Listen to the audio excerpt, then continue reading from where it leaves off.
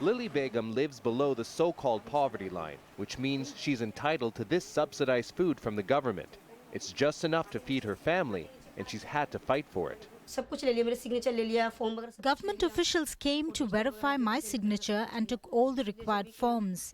He signaled that I have to give him 200 rupees as a bribe.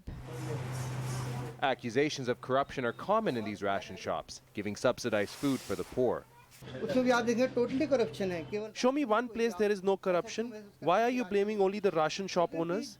If we businessmen get full dues for running their business, then I can guarantee you there will be no corruption in ration shops. The problem is felt at nearly every level of Indian society. It's small-scale corruption cases such as this, which affects hundreds of millions of people much more directly than larger corruption scandals. India's infamous bureaucracy fosters this type of corruption and obstructs any meaningful change from taking place. But after years of helplessness, people are now using these pieces of paper to fight back.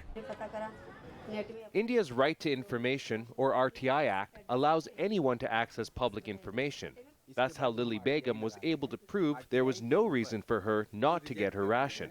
She calls it a tool for the poor.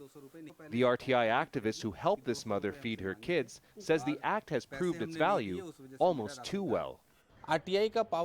There's an effort to reduce the RTI's powers because people are using it to find out about corruption at higher levels, in contracts where ministers and politicians are involved. Now most of the political parties are coming together against RTI.